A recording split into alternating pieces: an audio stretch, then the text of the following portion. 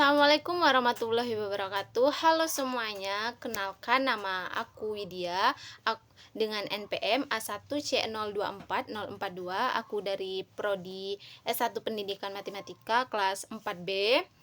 Aku dari Fakultas Keguruan dan Ilmu Pendidikan Universitas Bengkulu. Bahasa Indonesia sebagai bahasa nasional. Bahasa Indonesia merupakan bahasa yang digunakan sebagai alat komunikasi oleh masyarakat Indonesia dari berbagai daerah yang memiliki bahasa yang berbeda-beda. Nah, bahasa Indonesia ditetapkan sebagai bahasa nasional sejak Sumpah Pemuda pada 28 Oktober 1928. Dalam ikrar tersebut, para pemuda menyatakan menjunjung tinggi bahasa persatuan, yaitu bahasa Indonesia. Sebagai bahasa nasional, bahasa Indonesia memiliki beberapa fungsi penting. Pertama, sebagai alat pemersatu bangsa karena mampu menghubungkan masyarakat dari berbagai suku dan budaya.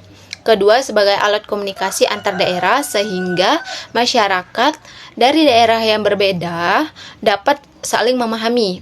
Ketiga, sebagai identitas dan kebanggaan nasional karena bahasa ini mencerminkan jati diri bahasa Indonesia. Dengan adanya bahasa Indonesia sebagai bahasa nasional, pemersatu dan komunikasi di Indonesia dapat terjalin dengan baik. Nah, 3 komponen sikap bahasa. Sikap bahasa merupakan pandangan atau perasaan seseorang terhadap suatu bahasa yang mempengaruhi bahasa tersebut. Dalam kalimat bahasa terdapat 3 komponen sikap bahasa. Yang pertama adalah komponen kognitif, yaitu pengetahuan atau pemahaman seseorang terhadap suatu bahasa. Misalnya, seseorang mengetahui bahwa bahasa Indonesia merupakan bahasa resmi negara. Kedua adalah komponen efektif, yaitu perasaan atau sikap emosional terhadap bahasa tersebut.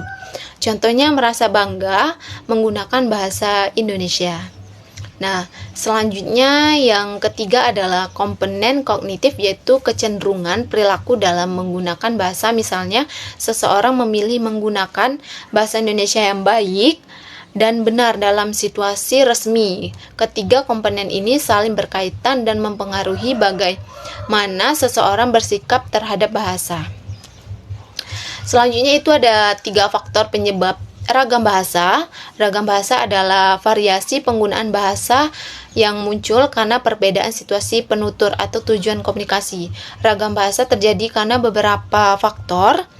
Yang pertama adalah faktor daerah, yaitu perbedaan tempat atau wilayah yang menyebabkannya muncul logat atau dialek yang berbeda. Kedua adalah faktor sosial seperti perbedaan usia, pendidikan atau pekerjaan yang mempengaruhi cara seseorang berbicara. Ketiga adalah faktor situasi, yaitu kondisi komunikasi. Misalnya, penggunaan bahasa formal saat rapat dan bahasa teman dan bahasa santai saat berbicara dengan teman. Keempat adalah faktor media komunikasi, misalnya bahasa yang digunakan di media sosial sering lebih singkat dan tidak formal. Faktor-faktor tersebut menyebabkan bahasa memiliki berbagai ragam dan penggunaannya. Selanjutnya itu homonim, homograf, dan homograf. Dalam bahasa Indonesia terdapat kata-kata yang memiliki kemiripan bentuk atau bunyi seperti homonim, homofom, dan homograf. Homonim adalah kata yang memiliki bentuk dan bunyi yang sama, tetapi memiliki makna yang berbeda. Contohnya kata bisa yang dapat berarti racun, ular, dan juga berarti mampu. Homograf adalah kata yang memiliki bunyi yang sama, tetapi penulisannya maknanya berbeda. Contohnya bank dan bank. Homograf adalah kata yang memiliki penulisan yang sama, tetapi pengucapan dan maknanya berbeda. Contohnya kata teras yang bisa berarti halaman rumah atau inti suatu hal. Pemahaman tentang ketiga istilah ini penting agar tidak terjadi kesalahan dalam memahami makna kata. Selanjutnya adalah paragraf deskripsi. Paragraf deskripsi adalah paragraf yang bertujuan menggambarkan suatu objek, tepat atau suasana secara jelas sehingga pembaca seolah-olah dapat melihat, mendengar, atau merasakan. Ciri utama paragraf deskripsi adalah menggunakan kata-kata yang menggambarkan keadaan secara rinci. Penulisan biasanya menggunakan panca indera seperti penglihatan, pendengaran, atau penciuman untuk memperjelas gambaran. Contohnya saat mendeskripsi pantai, penulisan dapat menggambarkan warna pasir, suara ombak, dan hembusan angin.